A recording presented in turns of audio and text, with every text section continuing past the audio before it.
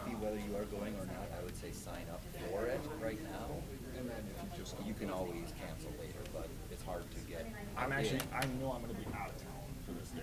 Actually, that was the other one too. Oh, that's your pen. Sorry, I didn't realize that was your pen. Jake. Just a second, right there.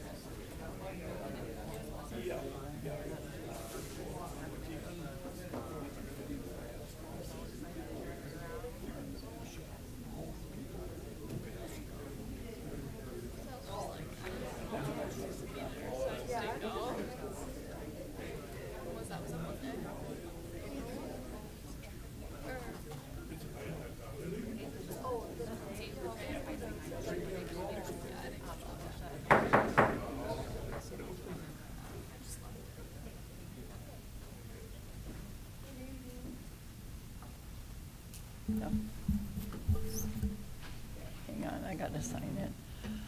Good evening, Board of Supervisors, staff, and guests.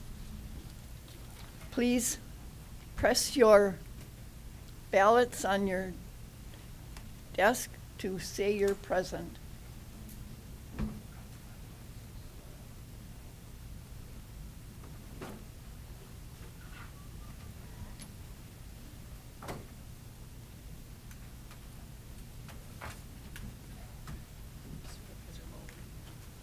Lowy. Supervisor Lowy, did you sign in? Thank you. Anybody else?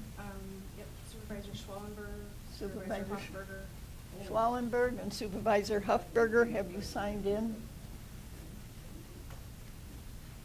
On your tablet?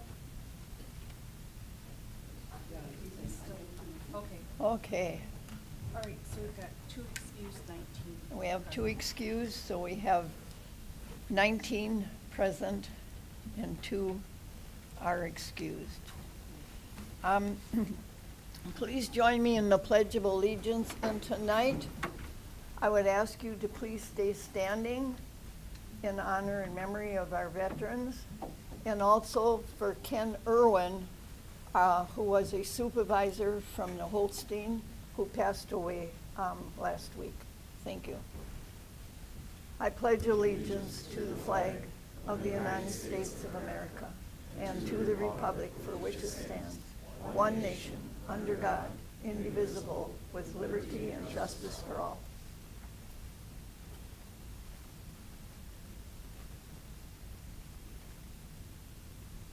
Thank you. And with those who have served our country, please stand. Guests, supervisors, anyone? Thank you for your service.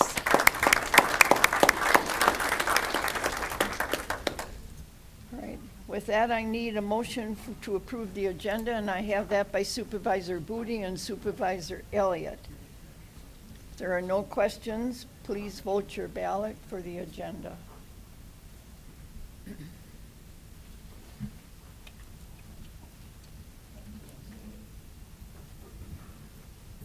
Sup-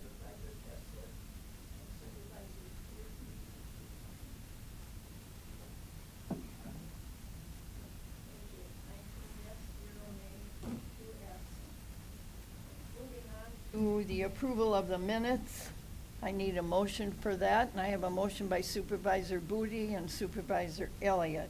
Are there any questions at all on the minutes? If that, please vote for approval of the minutes.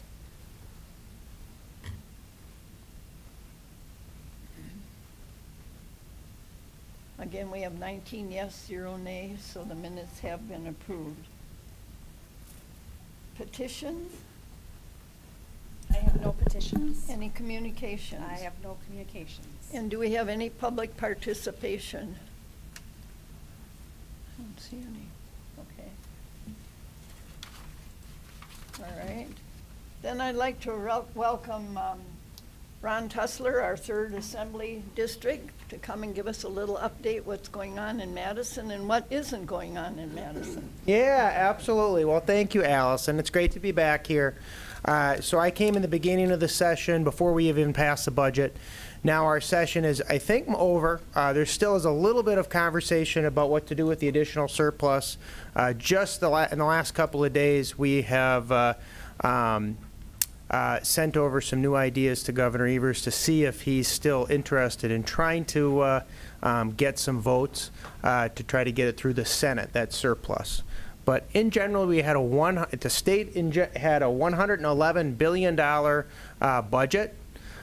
We raised $113 billion. Out of that $111 billion budget, we spent the second most in the country per person. So if you look at the per capita of our $111 billion budget, only California spends more money per person than the state of Wisconsin does. Now, in our budget that was passed with bipartisan support, we also had the largest education budget in state history.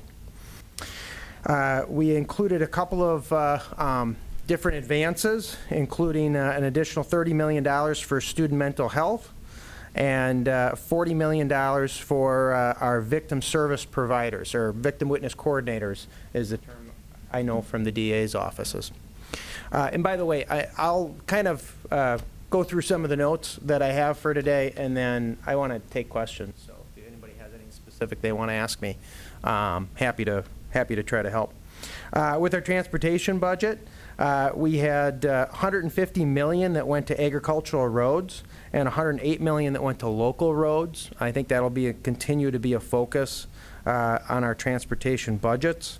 We also had $185 million that went to mega projects and $330 million for major highway rehabilitation. We passed in our budget a $1.5 billion tax cut. That tax cut, just to remind you, it's been a year now, that made retirees exempt from paying income taxes if their income tax is from investment. So if you have investment related, you're basically retired, but all you have left is coming retirement income in, as long as you don't have an income of more than $24,000 of that, well, what would be taxed $24,000, then you don't have to file an income tax return. So that was a specific ask from the Assembly, which I'm a part. And then in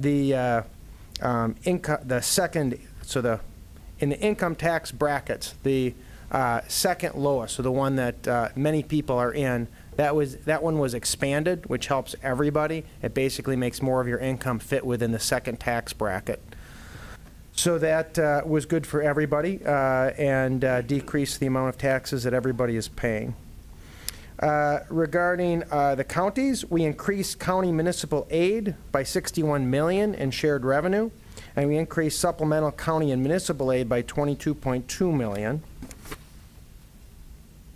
We worked on housing as well, a lot of different provisions there. So after the budget, we had obviously many bills that passed after that. I've had 9 that were signed by Governor Evers. I haven't checked yet. That might be the most for bills signed by Governor Evers this term. During my my 8 years now working with Governor Evers, no one's had more bills signed by Governor Evers than me as a state representative. And I don't know if I made a record or not this year on vetoes, but he vetoed 5 of my bills, which is a lot of work, and I'm obviously disappointed about that. Bills he vetoed was no tax on tips. That was one of my bills. Treatment courts, garnishments, red tape reset, and then the Brilliant Marsh. So if you remember hearing about the Brilliant Marsh, that was in the budget. It was vetoed out of the budget. So it passed with bipartisan support in the Assembly and the Senate.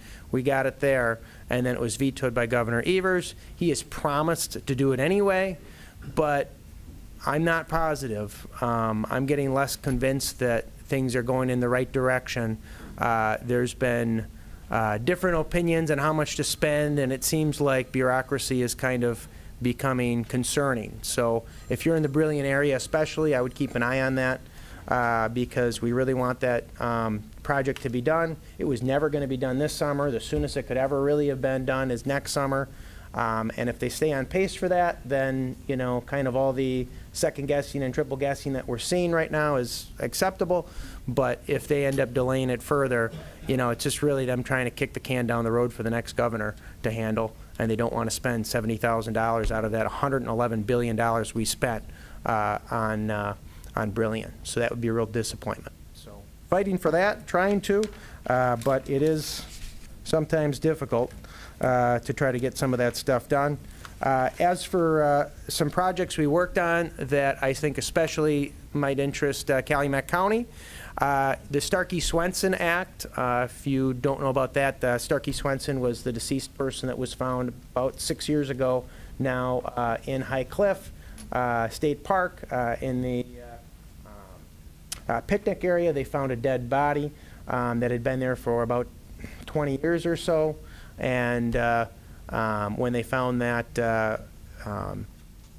D.A. Haberman wanted to charge the person who had hid the body, but there was a 6-year statute of limitation that got in the way of that. We have now changed that. Starkey-Swenson's family came and testified in favor, and it was a nice moment for us to kind of support a family that, you know, lost somebody they loved, and really justice wasn't served. The killer of Starkey-Swenson got, can't remember exactly how many, maybe Sheriff Bo remembers, but was it maybe 3 years or something like that? Yeah, that's my recollection too, is he got only 3 years for killing somebody, which I think everybody agrees is inappropriate. But yeah, we weren't able to use that anyway. But the no tax on tips, that was kind of a confusing one this year. Really disappointed he vetoed that. That was in his budget message of something he was asking the legislature to approve. So one would have thought he would have not vetoed it. But I think it was being used for leverage with that surplus. And eventually he ended up being a big advocate of the surplus, the deal that we struck with him on the surplus. And it was just a few people in the Senate that that killed it and stopped it from happening. So that was a real disappointment. If you have questions on that surplus, basically it was an even split. We had $1.8 billion that we were going to spend. That's that extra difference between $113 billion and $111 billion. That extra $1.8 billion, we were going to basically split half and half. Half of it we were going to give back to the taxpayers. Half of it we were going to give to the schools, you know, give and take. And so we thought it was a fair deal, and we thought it should have gotten more support than it did in the Senate. So it died there. But it passed in the Assembly. And yeah, before I was in my car driving away from voting, it was already dead. So they were pretty quick. They'd all made their decisions, obviously, before we did. But that being said, that's just kind of what I wanted to present. Thanks for listening. Does anybody have any questions for me? Anyone have any questions? I don't see any. Yeah.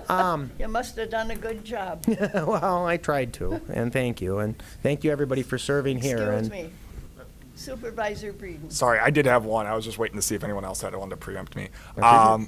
Is there any talk of like sending the full surplus back to the taxpayers rather than splitting half and half of it between the schools? Like that we would spend like just that seems like the simple thing to me, just send the whole thing back to the taxpayers. Yep. Yeah, I think it's a simple thing, too. I think that that's obviously what should happen, especially when we could do something like paying down some of the, you know, you have that 400-year veto. So the tax increase everybody saw in this in their last taxes, that's going to increase consistently now until something's done about the 400-year veto. So we thought that what would make sense, and what we thought Governor Evers might agree with, is for us to apply the $1.8 billion to reduce everybody's property taxes over the next couple of years. Obviously, until the 400-year veto is gone, the increase, you know, it keeps going up and up and up. But currently, you know, if we could at least make the next 2 years a little bit easier on people by buying down the amount. And the budget deal we eventually agreed on doing would have bought down property taxes, I think about $107 of the increase. The increase will be in the $400 range that on average that Wisconsinites will see. But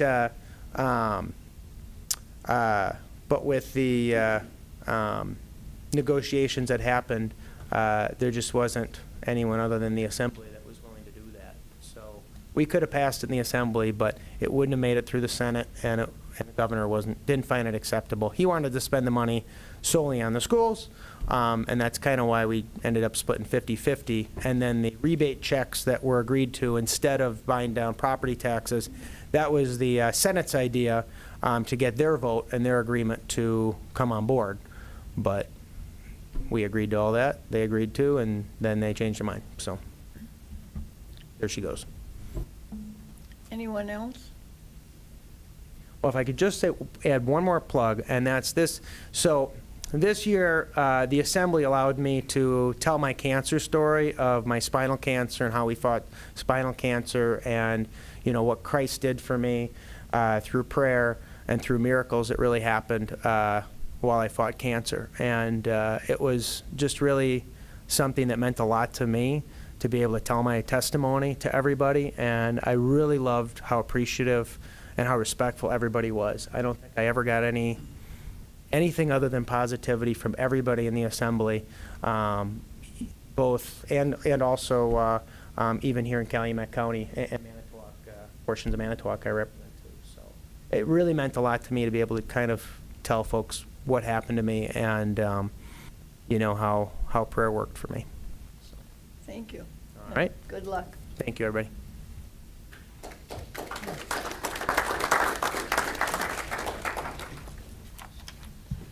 Ron, moving on to special business, we have Phyllis Tousey, Chair of the Brothertown Indian Nation, and Jessica Ryan, who's the Vice Chair, and they're going to present Brothertown's Indians today. And welcome, ladies. Thank you very much. Thank you, Madam Chair, Administrator, Corporate Counsel, staff, and most importantly, all the members of the board. Can you hear me? Okay, if you can't, please just raise your hand. Let me know. My name is Phyllis Tousey, and Tousey is a well-known name among the Brothertown, Stockbridge, and Oneida Indians. So when you see that name, then you know you're talking to a member of one of those tribes. My family has a long history of leadership in the Brothertown Indian Nation, and I have the honor of serving as second term as the elected tribal chair.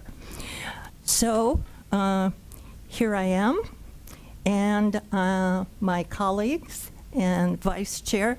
At this point, we have a PowerPoint for you, and I will turn it over to the vice chair, Jessica Skeesuck. Thank you.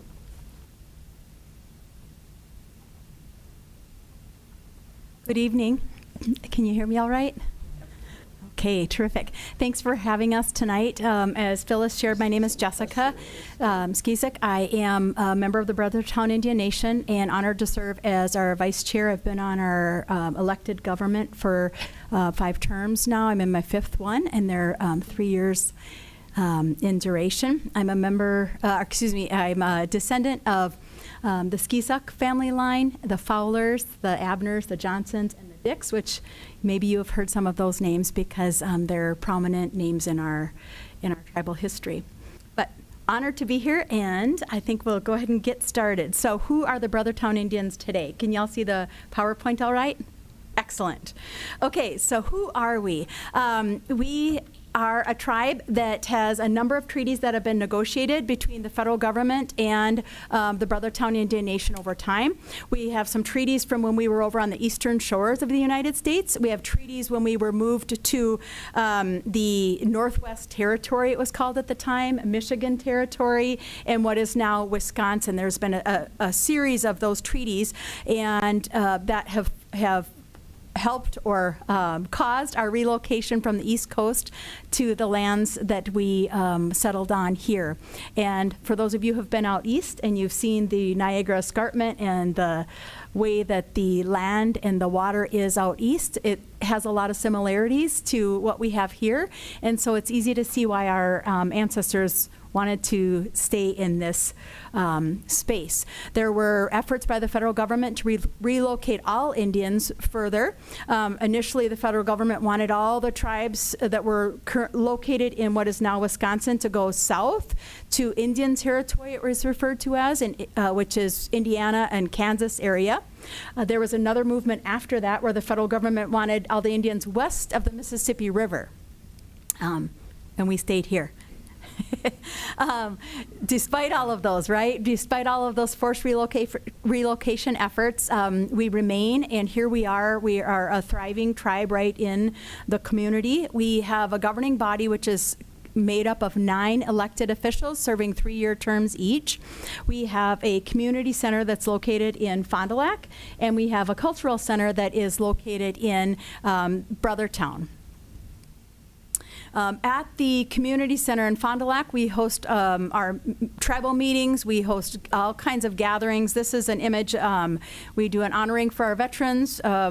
This was our honoring in November, but we do a number of gatherings there for the larger community. It's a space that can be rented out, and it is rented out to other entities, but that's one of our main gathering places. We also gather at our cultural center, and you might know that place, slightly unhinged, and prior to that it was a plaid squirrel. So you probably have a connection with it that way. It's an old schoolhouse built in the 1800s, and we are very proud that we were able to have that place. We do recognize it as our cultural center, and we do a number of activities there. If you have driven past recently, you might have seen there's a gigantic log out there, and we're building a traditional dugout canoe, and those are made by burning the canoe, and so that's what you can see in that image on the left-hand side there. When we've gathered for Culture Camp last year, we had a bunch of medicine teachings where we gathered medicines from the land that's right around there.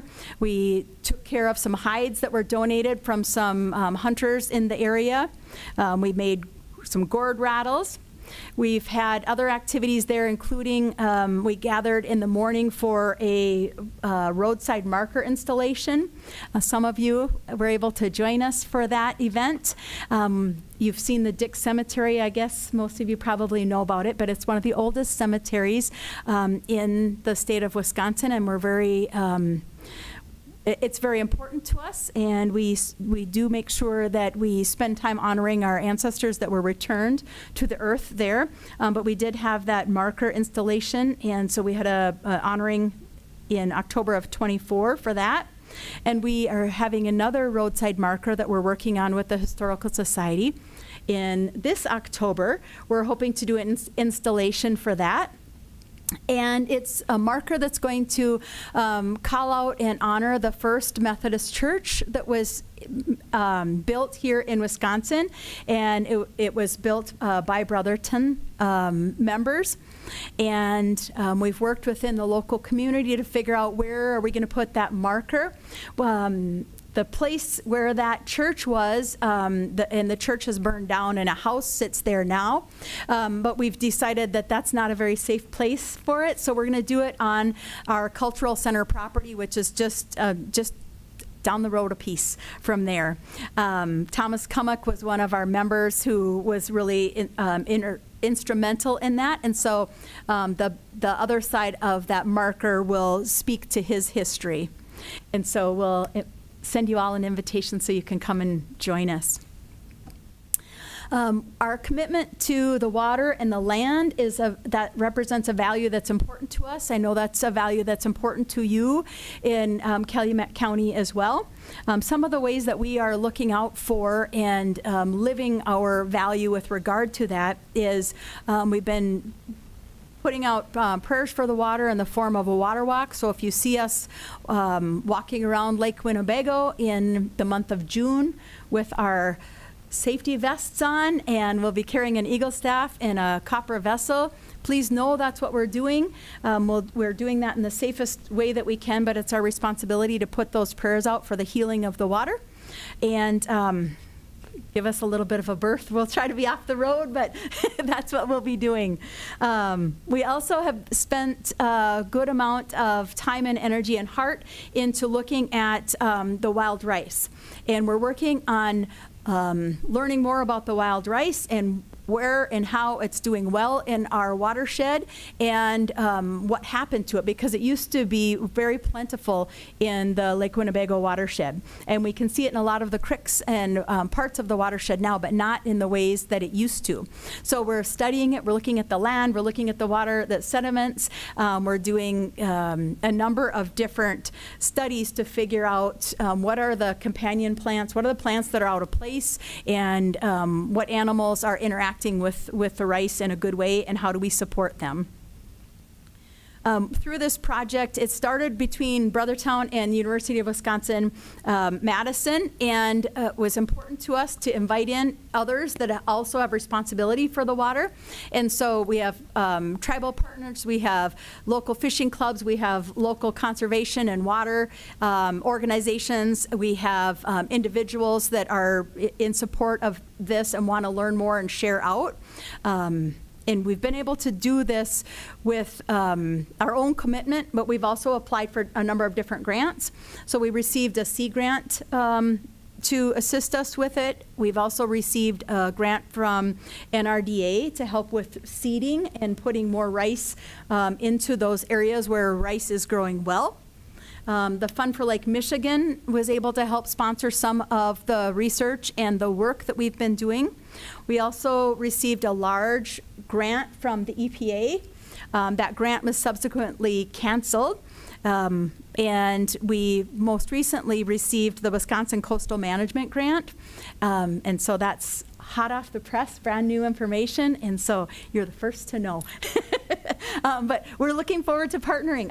Our project is really based on that collaboration between all entities, and we're really focused on sharing what information we have and helping make connections.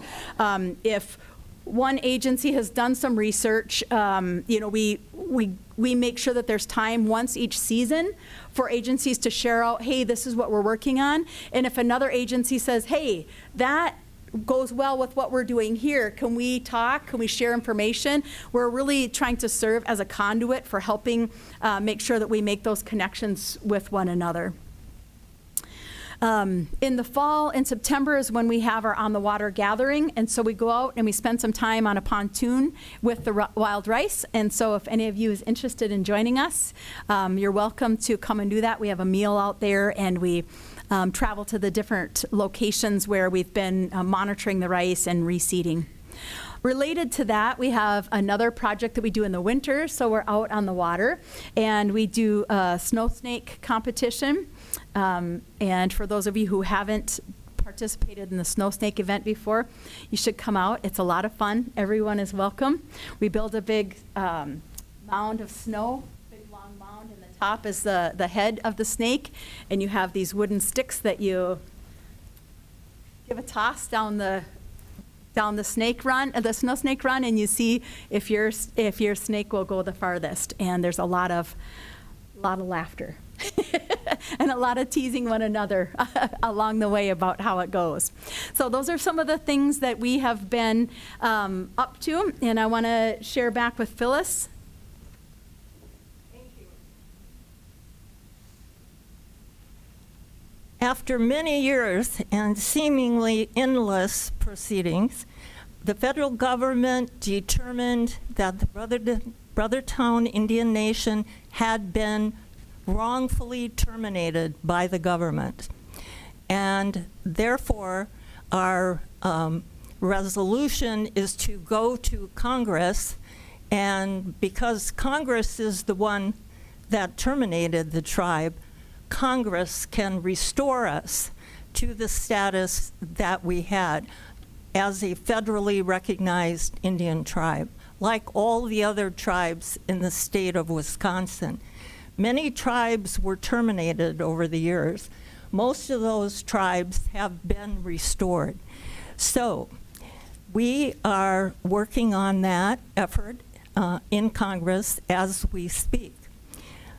The tribe continues to garner written support from the communities, from individuals, community organizations, tribal, state, and local governments. We look forward to continuing to be the good neighbors that the Brothertown Indians have always been, and we look forward to building strong relationships with the county government and with the tribe. So I thank you very much for your time, your consideration, and we look forward to working with you more. Thank you.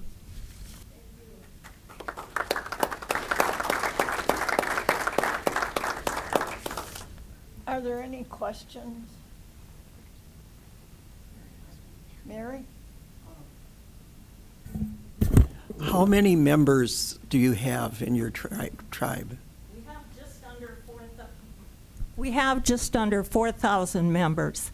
Oh, so that's pretty good size, isn't it, or not? Well, it's actually pretty small. Okay. And do you have anything to do with the mounds? Our county park has a few mounds in it. Do we know which tribe, I guess, did that? We would, of course, respect those mounds, but we don't have anything necessarily to do with them in terms of caring for them or. No, we do that, but I guess Right. I'm looking at the history of it. Who put them there? Yeah, right. To Okay, Supervisor. Joe? Thank you, Madam Chairman. Your snow fort kind of looked like an igloo. You never called them igloos, did you? No. The scouting program had that as one of their badges, and I actually slept in an igloo with some boys 40-some years ago. And the other question I have, did they ever have the opportunity for log rolling at any of the locations? Was that a recreational activity, if you can remember, for when everybody was a little younger? That's quite an art. Yeah, I can imagine. I know my grandfather used to do a lot of work with the timber, and he was always afraid of the logs because it's so dangerous. But I haven't heard that specifically, yeah. A friend of mine and I did that, I think in '82. We went up north. We were both pretty good. We were both bow-legged. Anyone else? I can tell you, my dad used to talk about how they would go up on the ledge and they would have a bobsled and they would go all the way to the lake, if you can imagine. Sounds like a lot of fun. Maybe we should have a contest like that.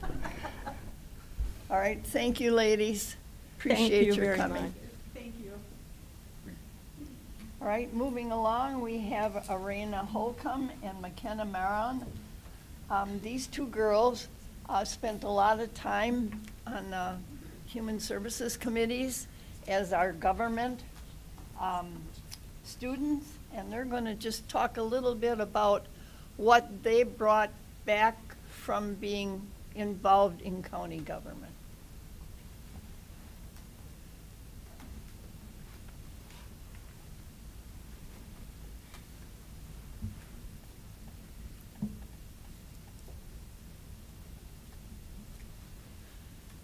Is it working? There we go. Okay. Whoever wants to start first. All right, hello. My name is Mckenna Maronn. I'm a senior at Kaukauna High School. I'm graduating in 5 days, and I was a part of youth and government for just this term this year. And I'm going to the University of Wisconsin-Madison to study political science, international studies, and Spanish. Hi, I'm Ariana Holcomb. I'm a junior at Brilliant High School, and I've been a part of the Health and Human Services Board for just 1 year now. And we both served on the Health and Human Services Board. I know last year there was a few other youth that had served on different boards, but it was just Health and Human Services for us this year.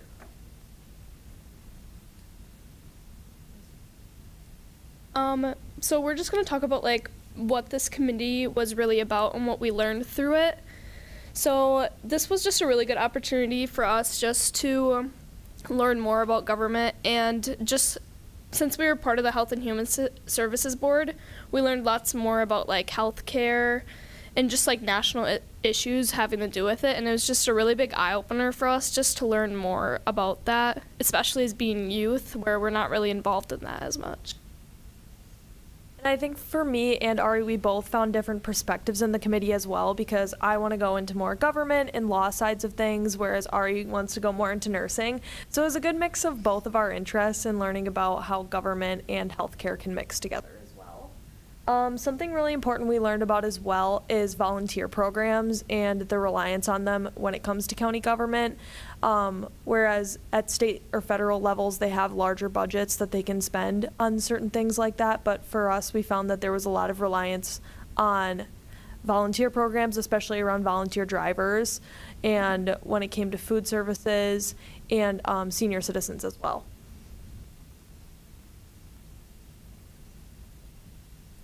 And then we had the pleasure of getting to go to the Wisconsin County Association in Madison in February. It was a really cool experience because we got to meet a lot of different youth as well from other counties. So we met them from like Racine County, Dane County, and then more rural counties than us, like Iron County up way north. I think there was another one, but I can't. Burnett County, I believe it was. And so it was really cool to get to meet other youth and see their perspective on things, especially considering that we have quite a small youth in government program here, and it's pretty new. We got to meet some bigger programs that were a little more established and learn about what they're doing in their communities as well. Yes, it was just a really good opportunity to meet other youth, just like what Mckenna said. It was just really cool to see other youth doing the same thing we were kind of doing. I think next year for the Youth in Government program, we should really expand on like projects and stuff in types of places like that, because the other youth were doing that, and I thought that was really interesting, and lots of people were really interested in to learn more about it. There was also a lot of research collaboration that other groups were doing, either with universities or just on their own, that they were learning about certain issues and then being able to come up with long-term solutions for those issues that they found in their community. And another thing we got to see was state government in action as well. We got to hear from different political speakers and different committees at the state level as well. All right. And then for us, these are just kind of our highlights. So another thing about the opportunities to grow is the long-term projects that we saw, like in other counties, which would be something that we would start at the beginning of our term and start researching and figuring out what issues are affecting our community, and then finding ways that we can solve them as youth and what we think we can bring to the table there as well. Yes, and we were just talking about the other day at one of our meetings about how like we should do more collaboration with professors and just doing more meetings overall, because we just want to see like the Youth in Government program grow more, because lots of people don't seem to be interested in it, and I don't think they realize that you don't have to be interested in government just to join the program. Yeah, I think we both found different motivations in being in this program as well, which is really cool, but I would love to see either like more youth that are also interested in different areas, because we could always use people who are even interested in agriculture or 4-H kids and things like that, where we can get more of those perspectives on how we can serve our community through the Youth in Government program. And then another thing was that while we do want to grow the program, we don't want to get it too big to where we're outside of bounds of being able to be productive, and we think, while two of us was nice, it would be better to have more, because we would be able to get more things done and have better, more productive meetings, because you can only do so much as two, but once you get over so many, it becomes hard to pick a focus. So I think that's something we talked about as well, like where we actually do want to grow. And then we also talked about recruiting. So how I joined the program is I go to Kaukauna High School, and they just like set over our announcements like, hey, if you're interested in government, like here's a program for you. But for Ari, like that's not exactly would catch her eye, because she's not super interested in government. But I think a lot of kids kind of generalize the program. And I think we talked about ways to grow engagement with the program as well through things like our student government day that we hosted this year, where county 8th graders came and all learned about different parts of our county government. And I think if we started to advertise youth in governance as they get older through that program, we could have and see more of a long-term growth in the program. But Student Government Day, I was there for that, and it was just a super good experience because there was lots of different schools there, and there's different students, and you can meet new people. And it was good to see lots of hands-on stuff as well, because it just like shows the kids that there's still something you can do around government. And I think this program is also really important in ways, like Ari said, to meet kids from other schools as well, because it's that cross-school program that you don't really see as much, because a lot of programs are either through the school or through sports, and those are all within the circle of people you've already met. So I would have never met Ari if I didn't do this program. And it also has a great mix of rural and urban kids as well. Like, she goes to Brilliant and I go to Kaukauna, which are two different size schools, and then you can get that diverse needs and wants within different communities in high school. I think that is all we got. All right, do you have any questions of the girls? Anyone? Supervisor Diedrich. Yeah, just a quick question, ladies. Did you have any conflicts or challenges with attending school and attending these meetings that you had to do? I mean, what kind of experience did you have on that side? I know I didn't have too many conflicts, but I do know Mckenna did. It was just harder because she was a senior and she's just trying to like get her classes done. But it's kind of harder to have the classes in the morning when I'm missing my important classes. Yeah, I definitely had to do a lot of scheduling around it. And another thing with it not being a school-sponsored event, my absences were also not excused by my school. So I think it would be really great to see more of the collaboration between schools and this program, because for me, I had to have my parent support to be able to do that for me, which was really great, but I think that's not accessible for all kids.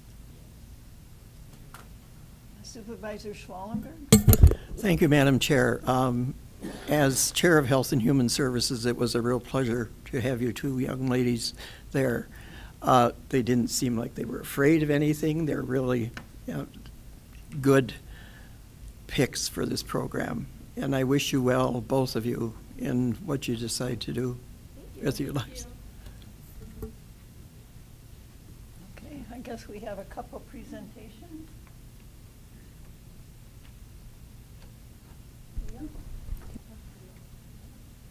So we do want to recognize Ariana and Mckenna for the last year of service. So Youth and Governance is typically May through May, and these two ladies did a great job not only representing the program but Calumet County, whether it be attending their Health and Human Services Board Committee meetings. They attended a lot of the full board meetings, and then they went to the Wisconsin Counties Association. And even from my colleagues who are there with us in Madison, they gave some high praise to the youth there and the questions that they were asking and information they were taking back. And you guys did a great job. And I know you guys attended probably 95% of all the meetings, which is way above the bar that we set for being in this program. So I just want to thank you for not only participating, but putting in so much to get back and to really bring that voice. And I really am excited to see how we can grow this program by taking your perspectives. And we do have certificates for you as well, so I'm going to have you.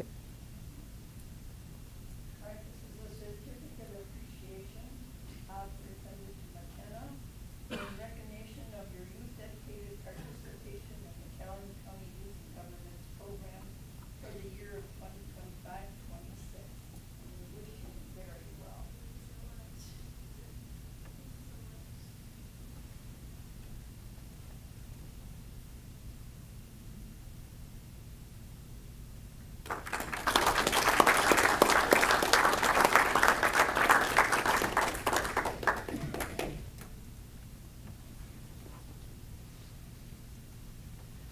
Okay, moving on now, we're going to learn a few things. Kimberly Tenerelli, our Corporation Counsel, and Todd, our County Administrator, is going to provide some training for chairs and vice chairs and everybody here. Pay attention because there will be questions and answers later.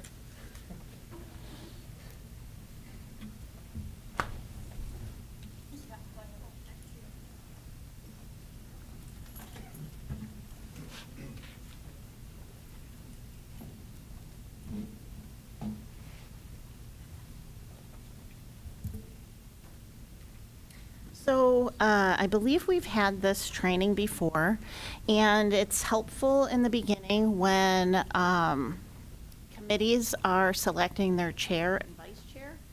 And so we thought it appropriate to have it again because there's a number of new members on the board. And Todd and I thought it would be helpful to everyone to hear it, not only if you are chair or vice chair, but to know what the roles are that these individuals will be playing.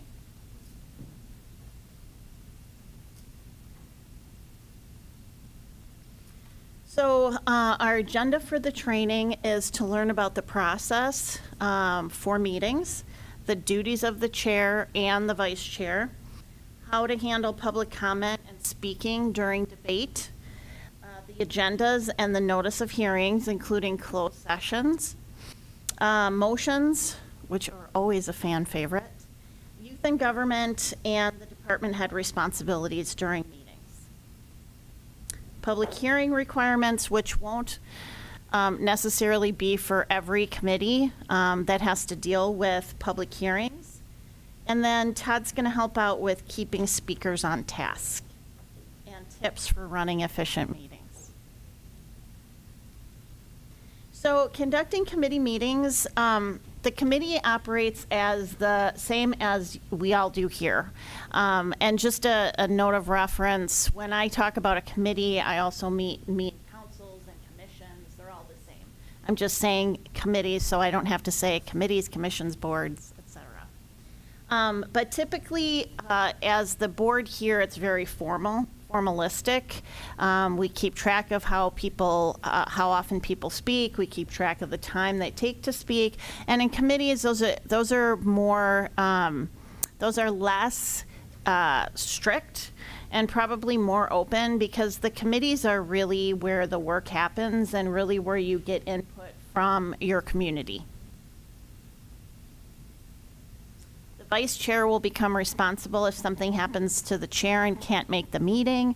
The vice chair will be responsible. So the vice chair has to know the rules as it relates to what a chair does and how to do motions, how to keep the committee in order. So it's always important for the vice chair to be up to speed on what the chair does and how to act accordingly. So the process, as is the county board, you have the call to order, make sure you have enough people to make a quorum in your committee. So there's typically at least one or two committees a year that for some reason, and it's typically in the winter when there's people out either snowbirds or the weather that prevents somebody from coming, and then they don't have a quorum. So I usually get pulled out of court and am asked what to do when there isn't a quorum. And there's a couple of resolutions that could occur if Alice is around. She can come and be a committee member on the committee to build the quorum, or the vice chair can do that as well. The vice chair is Matthew. And so he's in Appleton. I don't know how convenient that will be for Matthew, but nonetheless, that's an option worth a telephone call. Lastly, if you can't make a quorum, then you can't have a meeting. And so some people think that, well, we can have a meeting, but we just can't take any actions. And that's really not the case. The only thing that you can do at that committee is adjourn it and discuss the next, when the next meeting is going to be. Those are the only two things that can happen: adjournment and discussion of the next date. If you do have a quorum, though, there's discussion on action items, and then you debate the action item and you vote. So you'll have something come up, somebody will make a motion. After the motion's made, there's discussion, and after discussion, you take a vote. Sometimes that always doesn't occur in that order, but that's really the order it should be. Sometimes discussion takes place, and then that somebody realizes, wait, we haven't had a motion on that, and so then a motion is taken, and then a vote. But really, you shouldn't be discussing something until a motion is made. Otherwise, you don't really know what the discussion is about. So the duties of the chair and what that entails. So all persons at the meeting must obey the chair. That is kind of like the referee, the coach, the leader of the pack. And so you really need to follow what they are indicating occurs. So they're following the agenda. The agenda is their roadmap, and they're the ones that set the rules. They enforce the rules, and the rules are based on the rules of the committee that you passed this last term, or this last meeting, excuse me. And so that's the rules that they follow. So it's not only for the board, but those rules are for the committee. So the chair is responsible for enforcing those rules relating to debate and order and decorum. I honestly don't think there's been much decorum issue since I've been here, and I've been here over 10 years now. So I think that everybody relatively gets along, and if they disagree, it's very respectful. I can say that's not like that in many counties, and so decorum becomes a huge issue that the chair has to deal with. But fortunately, in Calumet County, that really isn't an issue all that often for the chair. The chair is going to follow the agenda and announce what's up next, what the committee is going to be doing, and keeps everybody on track. One thing that is helpful, and that doesn't always happen, is that when a motion is made and seconded, and then there's discussion, the motion should be reiterated before the vote, just to make sure everybody's on the same page, everybody knows what they're voting on, but also the minute taker should have what the motion is down verbatim. So everyone is on the same playing field. Everyone knows when they walk away what they voted on and how it passed. The chair is really the one who recognizes who wants to speak, so you shouldn't be shouting out at a meeting your opinions or comments, and honestly, that rarely happens here unless the equipment isn't working, and then you have to shout out because they don't know you want to talk. But again, very respectful here, and usually people raise their hand or just say, Madam or Mr. Chairperson, and they get recognized. So, but the chair is the one to do that. Unless the chair acknowledges you, you really shouldn't be speaking. And then the chair will ask for the vote. And here, the vote is done electronically, but that is not done that way in any of the committees, commissions, or councils that I'm aware of. First of all, they're small enough to where you can recognize for and against, but also they're not always have the equipment available. So it's a voice vote. Hey, can I insert my tips now? Yes. Since they would be relevant as to the chair. I've heard people, especially newer members that are on a committee, and we have 2 new members, and one of them is going to be the chair because it's required to be a county board supervisor. And sometimes the concerns have been, well, I really don't know the content. I'm on this committee, I've been put on this committee, but I'm not necessarily your land and water expert or your county board rules expert. So I like to make sure that all of you know we know you're not content experts, nor are you required to be content experts, but as the chair, your process really is to lead and facilitate the conversation. We will make sure, or should make sure, or you as the chair, if we're not there, have department heads available to you. That's why they're at your meetings. Appropriate staff will be available to you for you to look to advise and help facilitate the conversation. The other part I like to remind chairs of is to make sure that the conversation is on target for the agenda.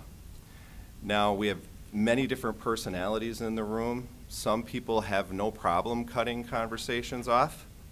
Others aren't comfortable with it. So it's good to know that if you need some support in making sure you're going to identify that the conversation has wandered off agenda, that you have somebody in the room that can help maintain that order for you. I know that I've sat next to some chairs at meetings to make sure that I can help chime in. Of course, we're doing that in a respectful way, but the reason you're doing that is to make sure you're maintaining a legal meeting. So it's not to cut off the conversation, it's to keep it from wandering too far off of a subject, which we know we can do, because one conversation leads to another, so you just need to focus on what the actual agenda item is. The other thing would be communications. So sometimes we get communications in some committees. Those should really be read. They shouldn't really go into much discussion. If the department head has advised you that there is going to be a communication that's going to occur or that's going to be read at the meeting, and they believe you'll want to talk about it, they should help make sure that that's on your agenda, that allows for the conversation. Because sometimes it's hard not to just start talking about a communication when it arrives, but you really should just read the communication or refer it to a staff member. That's how we do it at the board. Alice will identify what it is, and it'll be sent to the appropriate committee, but not too much conversation if it's not on the agenda. And the other one is the supervisor, how do we phrase that on the agenda? It's about meetings attended recently. So those should really not go too far back. The chair should make sure that it's been something that's happened within the last month, or maybe even since your last meeting, which maybe if it wasn't 2-3 months prior. We should try to keep those as current as possible since it's a broader agenda item. All right. So public comment and speaking during debate. When there is public comment, first of all, the chair has to decide if they're going to allow public comment. Public comment does not it's not required in the statute, so it's really up to the chair to make that decision. It's probably a good idea to know that, the chair to know that ahead of time, if they're going to allow it or not allow it, especially if there's something on the agenda that draws some committee involvement. And so it's good to say in the beginning of the agenda whether or not you're going to allow public comment, because you don't want people sitting around thinking there's public comment on the agenda, but it always says if approved by the chair. You don't want people sitting around thinking that you're going to allow them to talk, and then in reality you hit that agenda item and the chair says, well, I'm not allowing discussion. So the people can stay or go depending on what you decide, but at least let them know so they don't have to sit around and wait to find out. I don't really know if anybody has said no, they're not going to allow it, because if they know they're not going to allow it ahead of time, they don't put it on the agenda. They take the public comment section out, which is the preferred route to go. When you do allow public comment, if you are the chair, then if a person comes up to speak, make sure they identify their name at least. It's always nice to have their name and at least their municipality or their location, like Kimberly, Tenerelli, Stockbridge. Just so you know where they're coming from, and you know the supervisor that's not responsible for them, but represent them. And then if there's any information that needs to get to that individual, you know the representative that should be reaching out to them. And even if there's not a representative on that committee from that location, you can reach out to the right supervisor and let them know this came up. You might want to reach out and have a conversation with them. And sometimes people refuse to give that information, and there's nothing in the statute that requires them to. It's just more of a request that they do it, and it's for the speaker's benefit, so somebody can follow up with them if need be, but never force that if a person refuses to do it. And then time limits in committee meetings are generally, I'm not sure of, I don't go to every committee meeting, so I don't know, but I don't know if any committee actually keeps time of a speaker during public comment. May have happened, or it would have happened if you know there's going to be a lot of people speaking, but if there's 1 or 2 people that want to make a comment, I don't know if anybody's there with a stopwatch keeping track. No. Yeah. The other thing is if they allow public comment, 3 people are in for public comment, I can't exclude 2 people for the public comment. Right, if anybody wants So, to speak, everybody gets to if you're speak. opening You it up. just don't say you get to speak, but You don't. But you can limit it to repetitive thoughts or comments. So you don't have to hear the same thing over and over. A chair can say only 4 unique comments, right? Speaking during debate, so this is when you have it's under your action items, and a motion was made and seconded, and now the supervisors are having a discussion and debating the basis of the motion. Some chairs have in the past allowed individuals from the community to speak during this time. That's not the typical route, because public comment has its own section, and that's what the agenda says. And so if somebody comes in for public speaking, makes their public comment, leaves, and then the chair says, anybody that wants to speak now, feel free, that's not fair to the person that came during public comment and left, not knowing you were also going to allow them to speak during debate. So if you do decide to do that, you need to announce that at your meeting, that yes, we're going to have comments of public comment, but if you want to further be involved in the debate, stick around, we're going to allow that to happen. Public comment is really important so that you know what the community and your people, the people that you represent, are thinking. So I would never stifle public comment, or like Todd said, pick and choose who's going to be able to say public comments. It should be a free release of information, not an exchange, because you're not having a conversation during public comment, but let them speak their mind on what they want to say during public comment. If my recommendation, my recommendation is based on is always to protect the board, is not to allow comment during public debate. It is to allow it during comment. And if you want to talk to the individual more about their position or where they're coming from, have that conversation after the committee meeting, get their telephone number, set up a meeting, however it is convenient for both of you, but don't allow it during debate. It can get out of control. It can go places it shouldn't have gone, stray off of the agenda. And really, debate is a time for the supervisors to debate it, not for the community to debate it.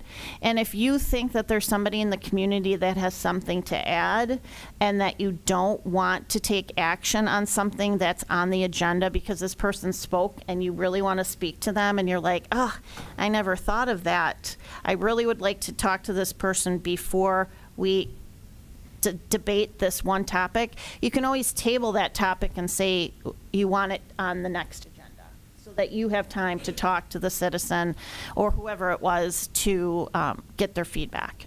That's probably the best way to handle that. I would never encourage having citizens speak during debate. Any questions on that? Just that they can ask a clarifying question. Sure. Of a person providing public comment. So if you wanted to be clear that you understood what the comment was, or if there's some confusion, I've seen that happen. And then I've seen some board members concerned that we can't have a conversation. But clarifying questions are not a full-blown conversation about the public comment. It's just making sure that you or the committee is informed as to the purpose or the meaning behind the public comment. So for example, if someone would say, I really think that the watershed, I don't know, needs to be cleaned out. I don't even know if that's possible. But somebody says the watershed needs to be cleaned out. If a board member would say, what specific watershed are you referring to? That's fine. But if it's saying, well, the board is willing to do this, what are your thoughts on that? That's a conversation. So there's clarifying questions, and then there's a conversation. Just make sure the questions are clarifying and you're not getting into the conversation mode. So what's the chair's responsibility during debate? It's really to confine the remarks to the issue at hand. So, for example, if you're in debate and the issue is squad cars, that is not a time to talk about cutting the trees down in the front of the building, because that's a totally different subject and we're off the agenda. Trees were not on the agenda. It doesn't give the community fair notice that you're going to now start talking about the trees. And so the chair needs to bring them back and say, we're not talking about trees today, we're talking about squad cars. And it doesn't, I mean, that's not being mean. That's just being intentionally focused on what the agenda says, because your agenda is your roadmap and you can't really stray from your agenda. And I think these other things are just common sense. Never interrupt the speaker, another supervisor, because you think you know better than them. Everybody should be able to speak their mind, whether you agree with them or disagree with them. Again, this community, my experience has been everyone is really respectful. People don't interrupt each other here. If they do interrupt, it's not for ill means. It's more for, yeah, I agree with you, something like that to be excited about. So just don't interrupt. And if you constantly are interrupting, the chair should be, let Samuel finish his comment before you start. That's all that it takes. It doesn't need to be a punishment or making the person feel bad for interrupting. It's just a quick, let Samuel finish. You can have a chance to talk when he's done. Again, the chair is the one to indicate who is speaking at the time. So let the chair know that you want to speak, and until you're told that you can speak during the meeting, you need to wait your turn. And the chair is also the individual to respond to orders or motions that someone's out of order. So if someone's speaking and they've jumped an agenda item, and the other supervisor wants to bring that to the chair's attention, they would say, Madam Chair, I believe Ron's out of order. And then the chair would just say, yeah, you're right, Ron, you're out of order. We'll get to that. That's the next agenda item. We'll get to that in a moment. So really, again, the chair is the coach, the referee, the one to be in charge of the meeting. Again, this is also just keeping the committee on topic. And then under no circumstances, and I don't know if I've ever seen this happen here, maybe after the meeting, but not during the meeting, questioning the motive of why somebody is making a statement or someone is taking a position they are taking. Doesn't really matter. It's their right to express their opinion. What their motives are is their motives, and so that's not appropriate for the floor. Anybody have a question on that? If there is a committee that keeps track of time, a person can't speak more than 3 times on a topic, and I believe it's 3 minutes. But again, this is a committee, so it's the chair has the authority to waive that if they so desire. Agendas, notice, and closed sessions. I think you mean 3 times. 3 times. It's 3 times. They're Yeah. allowed to speak on that, not 3 minutes. Well, it's. I don't think 3 minutes is a board member's time limit, is it? 3 minutes is a board. It's the It's the public comment is 3 minutes, is sorry. public comment. He's right. We don't hold board members to a time limit. Right, yeah. 3 times, and then we may not allow it. The only other thing I would add to that is that the chair's responsibility in making sure that the discussion and the debate occurs. So again, you have people that are more comfortable speaking up, raising their hand, so it's nice if a chair will offer somebody who they know is maybe a little more quiet or new to the committee or board, and ask them a few times maybe during the debate if they have a comment or a question, not to make it uncomfortable, but you are really responsible for making sure that people are comfortable to make comments or offer discussion items to the topic at hand. In the board you do, but not at committee meetings. Yeah. It's a little more difficult here, but in more of an informal setting with the committee, it's nice to be able to know if somebody's a little quieter on the subject or maybe doesn't have a clear understanding of the subject matter or the motion before them. The chair is responsible to make sure that it's clear to everyone, that they understand what the motion actually is and what it means. Todd touched on this before about agendas with the chairperson's responsibility and then the department head's responsibility. So ultimately, the chair determines what's on the agenda. The department head can certainly assist with what's been happening, what's a hot topic, what they think should be on the agenda, but ultimately the chair makes that decision. There has to be a specific format that's followed, and we've recently worked with department heads to ensure that the format is being followed, and they are doing a really good job. I have to say, this last month, they've done a really great job, department heads, on following the agenda to a T. And so while the chair decides what's on the agenda, the department head will put it together. Like, we'll literally type it out and put it together. Once that's put together by the department head, that final version should go to the chair before it gets released as an agenda. Just in case there's something that the chair forgot, or there's something on there they didn't know and they wanted to know about it. So the chair should really be the last person to see it before it goes out, just to put their stamp of approval on, because they are going to be held responsible for that agenda when it goes out. The chair is the one that receives the request to put the items on the agenda, but a department head might receive a request as well and forward that on to the chair. Because a community member probably works more with planning and zoning versus the supervisor that's on the planning and zoning committee. So the department head will often receive the topics and present them to the chair. And again, chair's the final say on what should.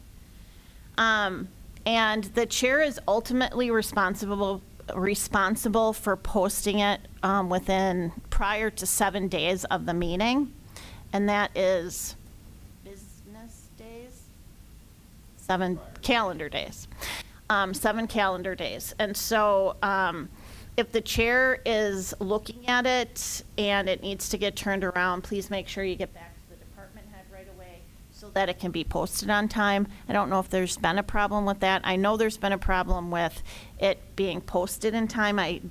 Sometimes it's a staff issue, or they're checking on something and, it doesn't happen in time. But really, we should be doing 7 calendar days unless it's an emergency, and then we can do it within not earlier than 24 hours before the meeting.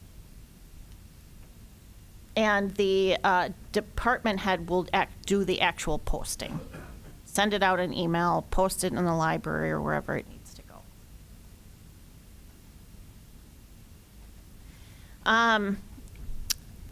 The agenda needs to be specific enough to where a community member looks on the agenda and knows what you're going to be talking about. And so I review all agendas, sometimes after they're posted, but they can always be amended. And my response is, if I don't know what they're talking about, then the general community is probably not going to know what they're talking about. Because I'm not an expert in land and water, or planning and zoning, or veterans affairs, or any of the other committees, other than probably know more about admin services. But if I'm reading agenda and I honestly don't know what future discussion on what we talked about last month is, then anybody in the community is probably going to think the same thing. So I will typically, if that happens, reach out to Todd and say, I don't think this is specific enough, and he'll say, yep, you're right. Then I'll go back to the department head and I'll say, you need to be more specific, and then we have to send out an amended agenda. So I understand there's some things that people might not want it to be so specific, and we can always wordsmith it, but it still needs to be enough to where the community is going to know if they want to attend the meeting because it's a topic they want to address. It can't be so vague.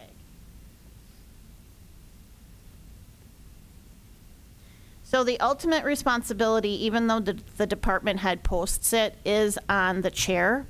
So it's always a good practice as the chair to touch base with the department head and ensure that the agenda was posted. Closed sessions, I have to approve all closed sessions to make sure they meet an exception or an exemption in statute. And those don't happen very often. They probably happen more in admin services and the full board than anywhere else. But there have been meetings where they have been in other places. And the worst feeling probably that Todd and I have is if we read an agenda and it says a closed session and neither one of us know that that's coming down. So we always want to avoid that. And it hasn't happened in a number of years. So I think that everybody's on the same page to know what happens in closed sessions. Closed sessions are really the exception rather than the rule, and the only time really that we've used it is if we're negotiating a purchase of land or of a building, or if it's an issue with a staff member that Todd needs to be made aware, needs the committee to be made aware of what's going on, something like that. But otherwise, and there are other exceptions, but we don't often meet the criteria. If you do have a closed session, everybody on that committee can be in the closed session. You can't say, I want these 4 committee members on, but you can't be in here. Same holds true with any board supervisor. So even if they're not on the committee, they still have a right to be in closed session. In addition, a chair can invite anybody in closed session. So oftentimes the department head is in closed session because they know the issue. And the department head is the one presenting the information, or someone else is presenting the information, not a supervisor. But realize the more people you bring in a closed session, the greater likelihood that that closed session information is going to get out. Just because more people just has more opportunity to release the information. There's no minutes taken during a closed session, and there's no action taken during a closed session. If there's any action that would come out of a closed session, it would happen in open session after you get out of closed session.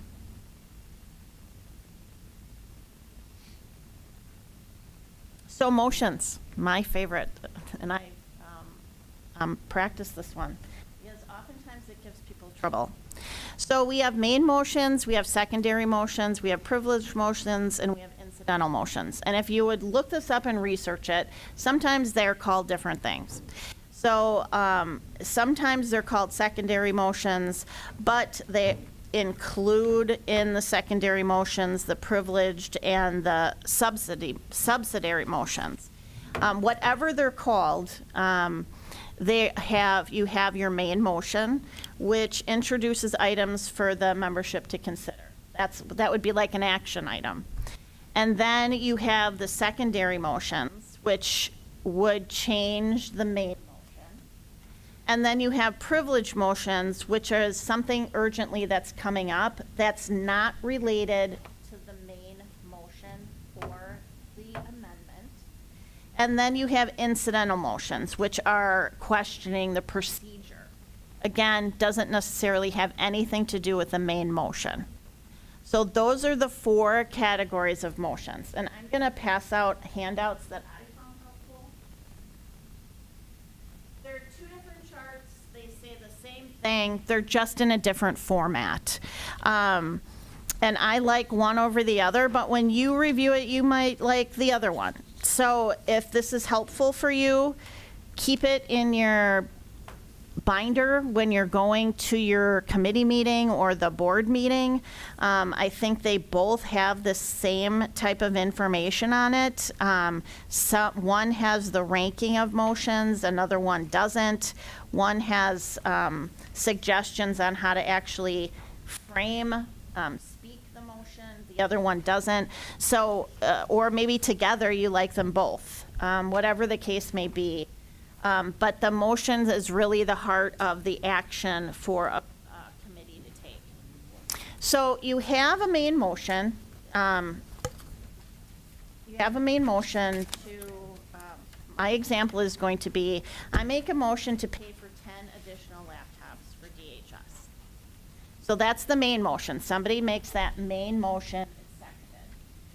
Somebody wants to amend that main motion, and so they would say, I move to amend from 10 additional laptops to 10 additional laptops with a 10-year service agreement. So that's amending the main motion. And then the confusion comes with an amendment to an amendment, and you can only amend an amendment once. So the second amendment would be, I move to amend the amendment from 10 additional laptops with a 10-year service agreement to 10 additional laptops with only a 5-year service agreement. So then what would happen is you would vote on the amendment, and the amendment is for the 5-year service agreement. So if you disagreed with the 5-year service agreement and you voted no, then you would go down and you would vote on a 10-year service agreement. And then once that's decided, you'd go to the main motion and decide if you're going to even purchase the 10 laptops. So does that make sense to everybody? The amendment to the amendment has to be related to the amendment. But you can't make an amendment to an amendment and not amend what is being presented as an amendment. Does that make sense? I mean, if it doesn't make sense, I'll try to explain it better. But if you're going to amend something that was changed, your amendment has to make that change to it. So I think what gets people in trouble is when they make an amendment and it's not related to the First Amendment. That's when we get in trouble. Right, no more than 2. Yeah. And so, you always have to take action on that main motion.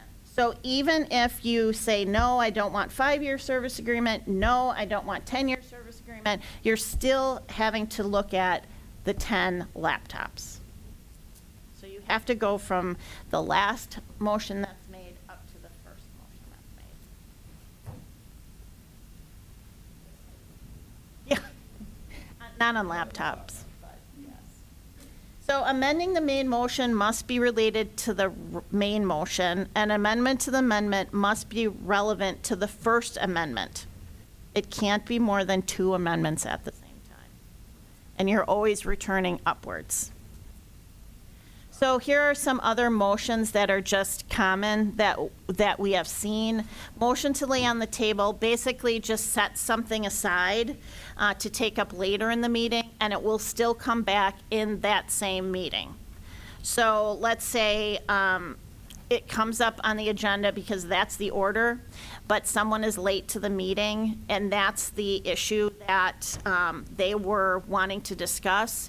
You could say you want to make a motion to lay that topic on the table, and then when that person does come to the meeting, is able to make it to the meeting, you can bring it back.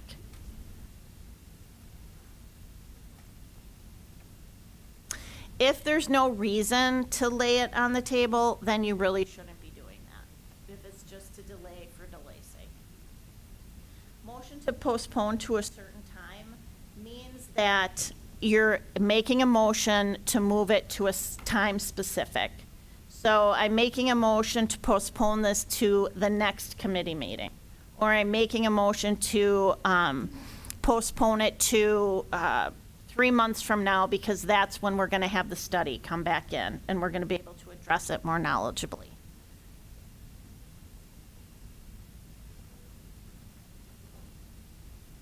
If you're doing it just to postpone it, then it's out of order. If you just don't want to address it because it's controversial, that is not a reason to postpone to a time certain.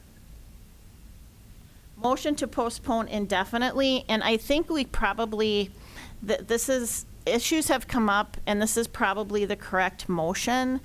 When somebody makes a motion and then there's discussion and they realize, geez, that was really a crappy motion that I made, I shouldn't have made it, this would be the right motion to make, a motion to postpone indefinitely, because no action is taken, it kills the motion, and it doesn't require a vote to know who's for or against the topic at hand.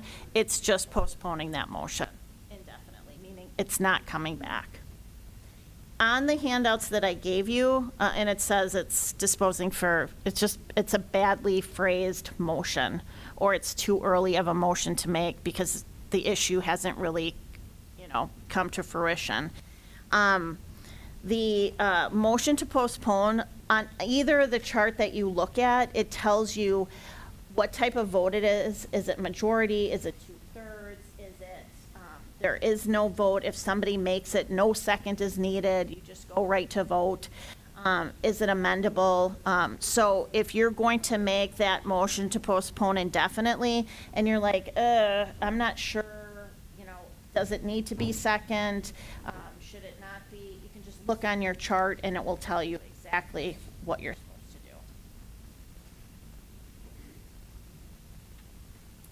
do. Motion to call for a question, motion to call for the question basically means you're making a motion to stop debate and take the vote. I've had this happen a couple of times during county board, and sometimes that's a premature motion. Sometimes people make that motion because they feel like, they have the votes and they want to make the motion now, but there really are people that want to further discuss it.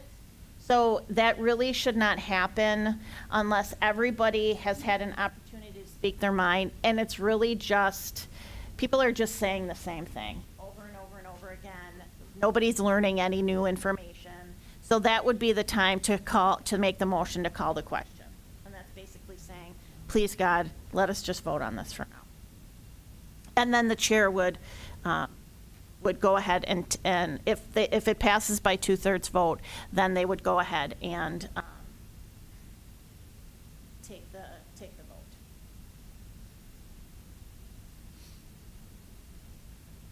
A point of order.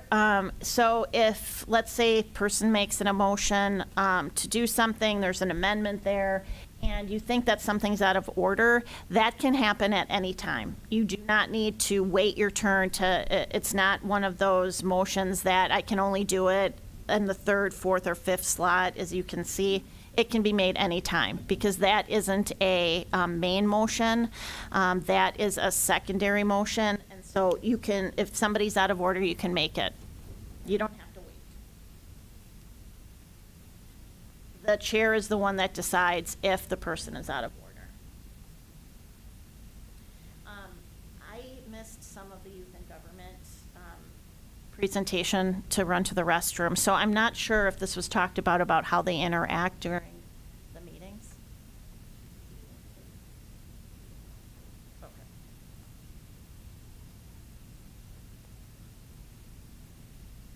So department head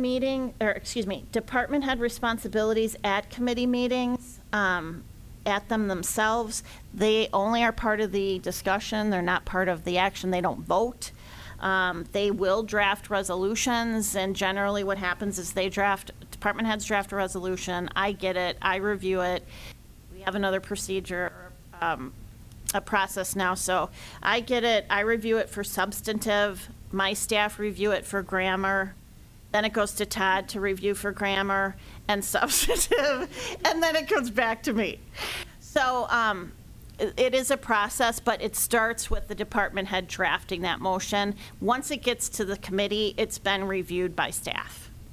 The department head's responsible for putting the minutes together, for having enough handouts, and they are the content expert. And that's what Todd was talking about, is even if you're the chair or the vice chair and you have no idea what the recycling committee does, you don't have to be the content expert. You just have to be able to run the meeting.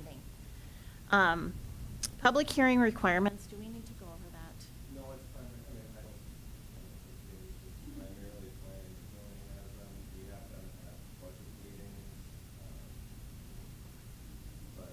We also have it when we pass the plans, the comprehensive plans, and when we pass some land. Yeah. We know the requirements, we're responsible for those plans, depending on what they are.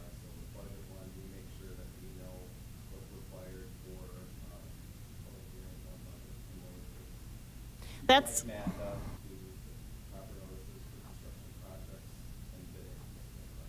so that's why when we have our budget meeting and we're talking about the budget, it has to be at the specific time that's on the agenda, required by statute. That's why Alice says 3 times, is there anybody that wants to speak on the budget? And that's why at the end of that, Alice says that the public hearing is closed for that section of the meeting. I was here, I don't know, a couple of years, and I was like, God, that's so procedural, but then there's a reason for that. So new members might not know that and say, why is Alice repeating herself 3 times? Is she not feeling well today? But it's required. So, and the staff people are the ones to make sure that the chair knows how to handle the public hearings. So keeping speakers on task, I'm going to let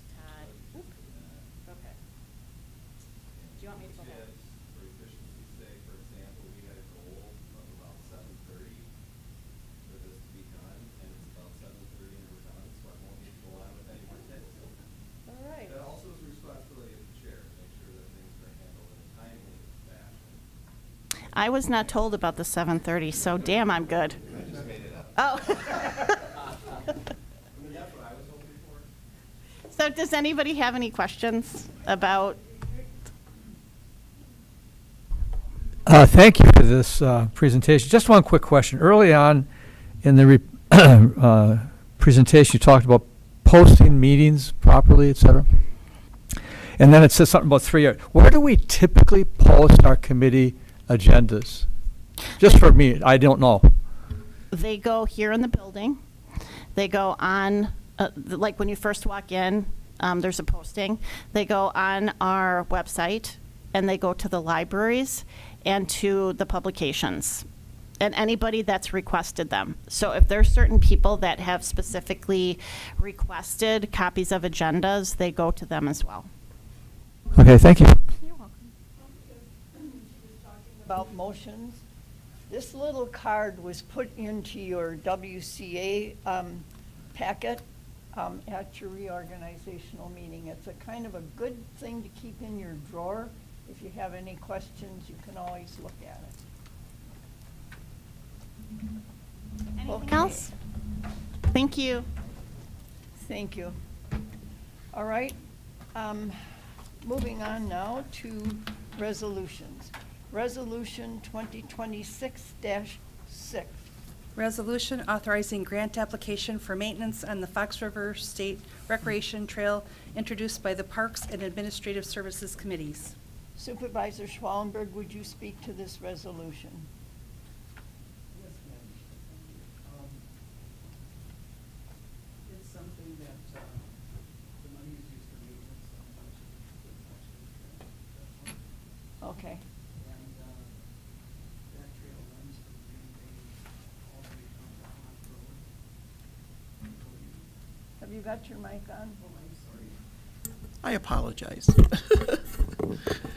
The money is used for maintenance of the trails. The trail comes from Green Bay to Ott Road in our county. Usually it's a lot of trees or bridges or whatever, so, Just general maintenance? yeah. Are there any questions regarding this resolution? First of all, I have a motion by Supervisor Booty and a second by Supervisor Diedrich. And Supervisor Breeden, you have a question. Yeah, is this gonna at all be used to fix the bridge that's down? Like, I saw that was in the resolution, but I just want to clarify, is it gonna be used to fix the bridge that's between Ott Road and Center Road? Yes. Yes. Okay, I just wanted to ask, because I've run that bridge Yes, quite that's part regularly, of and it. it's, yeah, okay. All right. There are no other questions. The vote is to authorize grant application for maintenance on the Fox River State Recreation Trail. Please vote your ballot. And I have 19 yes, 0 nay, with 2 absent, so that resolution has been adopted. Moving on to Resolution 2026-7. Resolution authorizing grant application for the Calumet County Park Boat Harbor Wall Repair introduced by the Parks and Administrative Services Committees. All right, I have a motion by Supervisor Diedrich and a second by Supervisor Tunis. And Supervisor Schwallenberg, would you speak to this resolution? Thank you, Madam Chair. It's the wood, and I don't even know what you call them, in the harbor down there is rotting, and so it needs to be replaced. Right. And this is grant money to Yeah. repair that. Are there any questions on this resolution? Seeing none, the vote is resolution authorizing grant application for the Calumet County Boat Harbor wall repair. Please vote your ballot.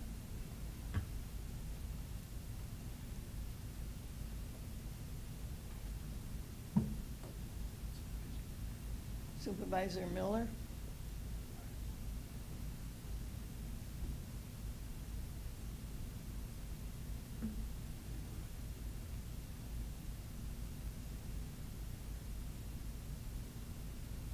There you go. Thank you. We have 19 yes, 0 nay, 2 absent. That resolution has been adopted. Moving on to Resolution 2026-08. Resolution authorizing grant application for the Stockbridge Boat Harbor wall repair, introduced by the Parks and Administrative Services Committee. I have a motion by Supervisor Elliott and a second by Supervisor Steer. And Supervisor Schwallenberg, you want to speak to this resolution? It's the same thing as the other harbor maintenance. I guess I want to put a little comment in here that some of this stuff, the grants depend upon the, oh my goodness, I always get it wrong, Nelson program, and that expires in June, and the legislature, as of now, hasn't said we will continue with it. So these are a lot of the grants, a lot of the stuff that's been done at the park and the harbor has been through that program. So that's my 2 cents. Thank you, Madam Chair. Questions? All right, you're voting on authorizing grant application for the Stockbridge Boat Harbor wall repair. Please vote your ballot.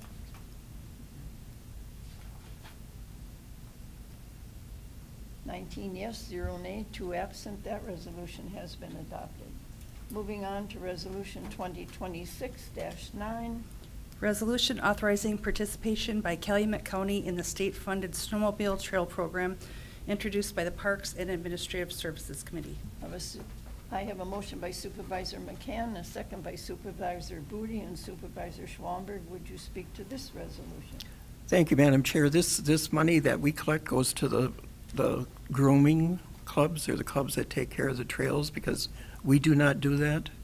And it's a good thing it didn't go by use, because I'm trying to remember, did we have one day this year that the trails are open or whatever? But so this is another thing that we get every year too, based upon, I believe.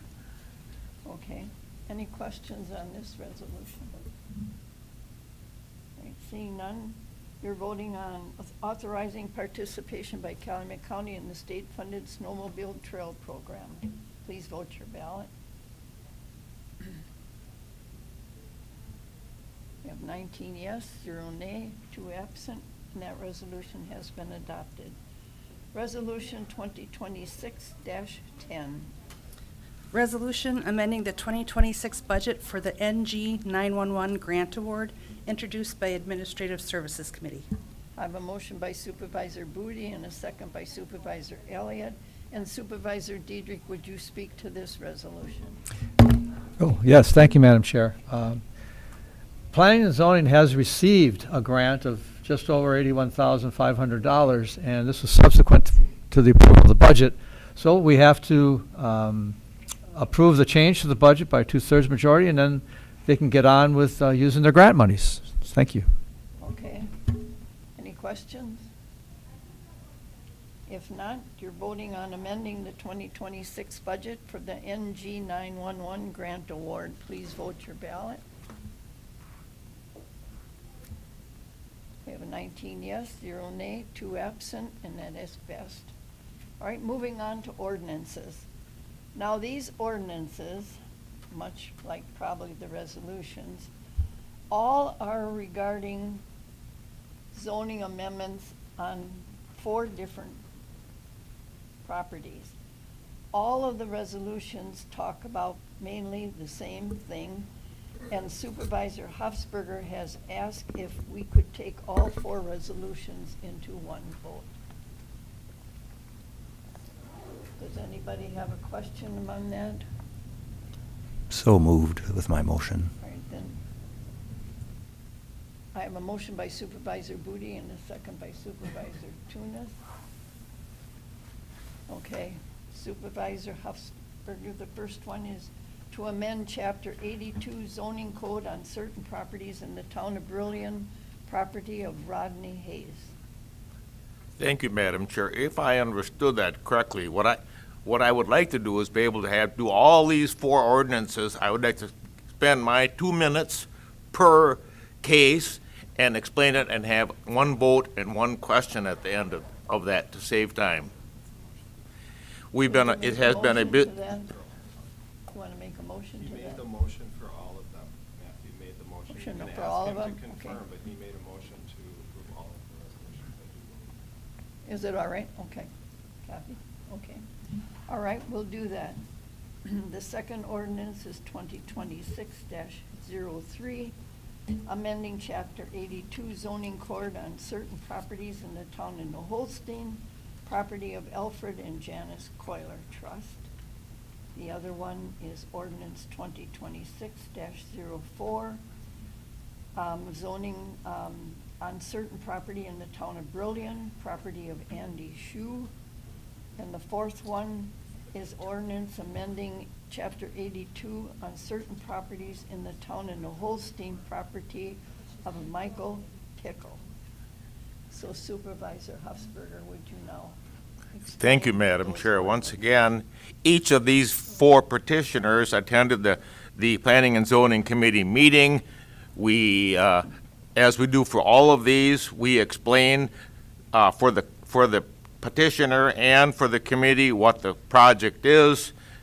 In each case, the petitioner is asked if they have anything to add, and we vote on it. We voted on all of these, and we all voted to have it, all of them approved. So I'm going to spend about 2 minutes on each of these, but there'll be questions. You can have any questions at any of them, and Chris is also here for any technical stuff. Okay, Rodney Haas, ordinance 2602. Rodney Haas is requesting to rezone approximately 78 acres from the exclusive ag district, with 74 acres being rezoned to exclusive ag preservation district and 4 acres rezoned to the ag residential district. The applicant is seeking to split their existing residence from the active farmland, and no farmland will be taken out of production as part of this request. The town of Brillion has had no objection to this proposed amendment. Ordinance 2603, Alfred and Janice Coiler Trust are requesting to rezone approximately 32 acres from the single-family 20,000 to general ag districts to the Heartland District. The rezoning is being requested to help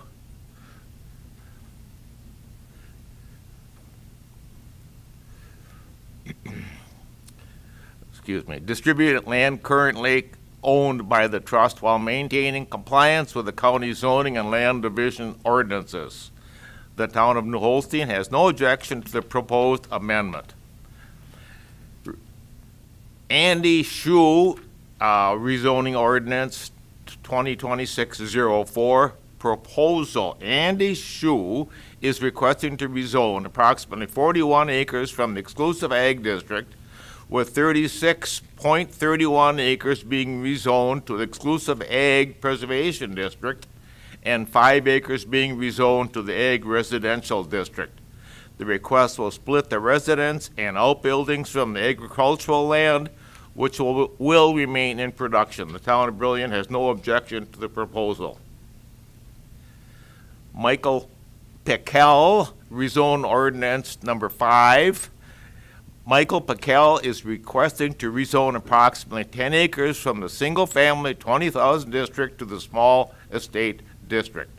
The subject property contains the applicant's residence, agricultural buildings, and 6 acres of tillable land. The rezoning is requested to correct zoning compatibility issues on the subject property. The rezoning is consistent with the town and county comp plan, and the town of New Holstein has no objections to this proposal. Okay, thank you, Supervisor Hufsberger. Are there any questions on any 4 of these ordinances? Supervisor Schwallenberg? Thank you, Madam Chair. This is just a procedural, excuse me, situation. Has the addresses on these people always been redacted, or is that something new? I have the answers. Did you say? Would you repeat that question, please? I can speak on that, Mary. Oh, okay.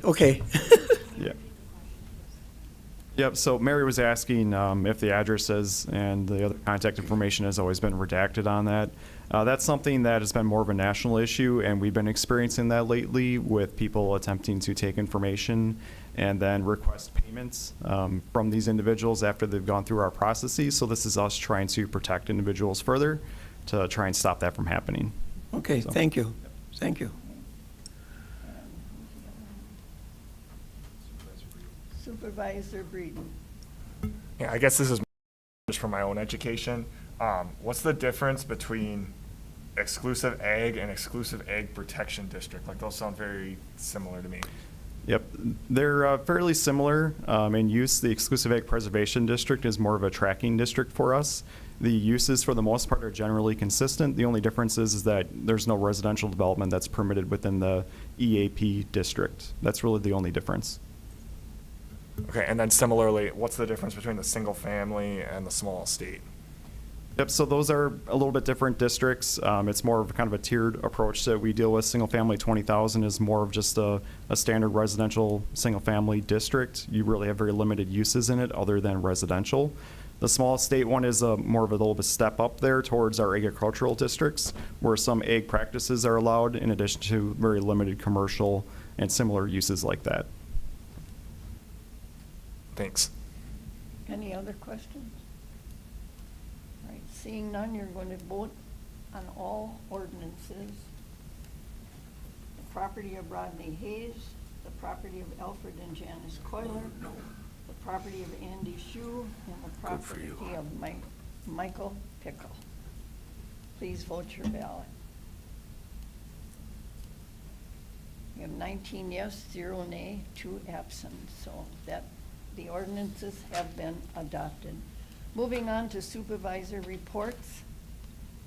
Anyone have anything? Any meetings you went to lately? I did attend the transportation meeting that was held in Appleton, and they had a panel discussion of Outagamie, Brown, Winnebago, and I can't think of the other one, but they each talked about their projects that they have ongoing.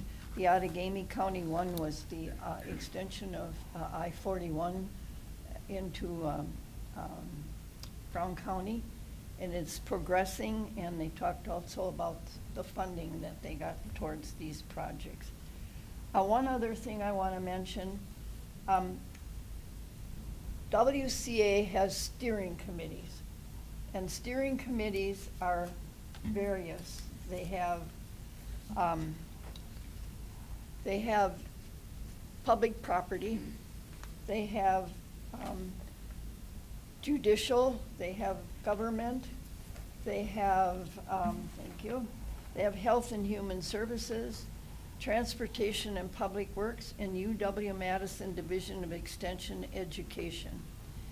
If any of you are interested in these steering committees, they meet 4 times a year. Some of them are virtual, some of them are in person. Some of them meet in Wisconsin Dells, and some meet in Stevens Point. However, if you are interested, Beth has sent a link to your iPads on how you can register for these steering committees. It has to be done soon, and if you don't have to worry about me having to to sign them and authorize them. I will do that in mass when they all come back, and then I just give them an authorization for all of you to attend. These meetings, according to your committees that you're interested, are payable by your per diem and your interest to go to those meetings. The chairman of those committees are paid extra per diem and mileage before only. So as a member or supervisors, you are entitled to payment. So please do that, look it over, because it has to be done within the next few days. All right. Supervisor Schwallenberg. Thank you, Madam Chair. At our Health and Human Services meeting, Todd brought us up to speed on what the mandated programs are that we have to do. Plus also, and I say this every year, this is the annual report. If you want to know anything about Health and Human Services, this is the book. And this is done by our staff.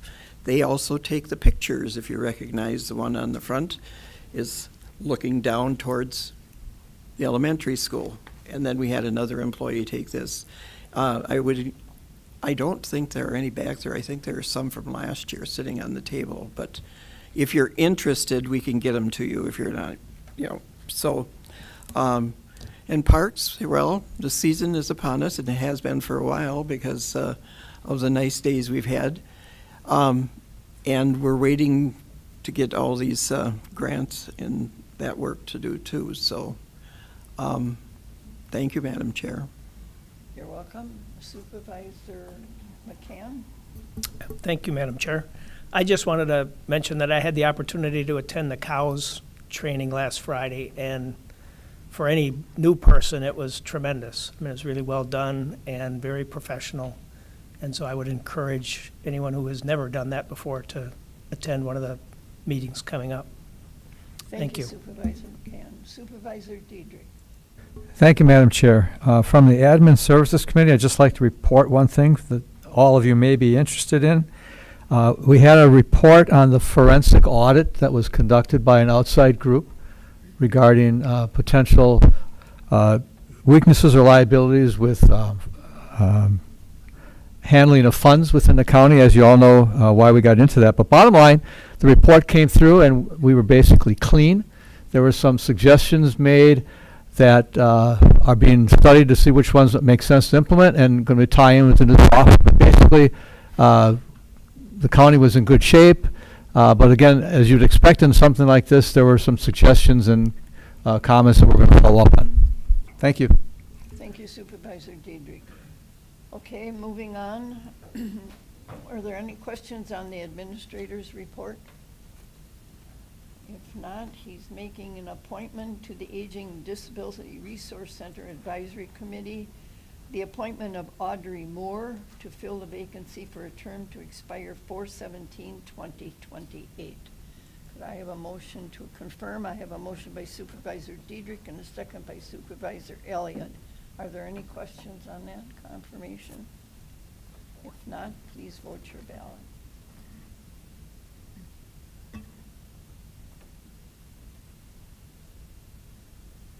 We have 19 yes, 0 nay, 2 absent, so that confirmation has been adopted. And then also appointment to the Palisades Pond Lake District Board of Commissioners, recommending the appointment of Nick Kessler with a term to expire April 17th, 2028. Any questions on that? If not, please vote your ballot.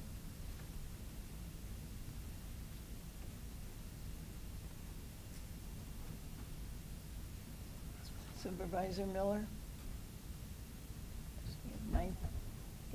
18 yes, who did we lose? 18 yes, 1 abstain, 2 absent, so that has been approved. All right. Our next regular meeting will be June 16th, 2026 at 6 p.m. If they're also on the agenda is consideration of additional agenda items for the next board meeting. Does anybody have anything?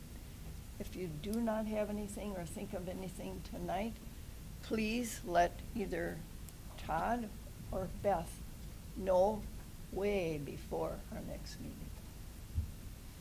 It's something new on the agenda. It's giving you an opportunity to bring a matter before the board. And with that, we've completed our agenda. It's been a long evening, but I thank you for your attendance, and please have a safe trip home, and we are adjourned.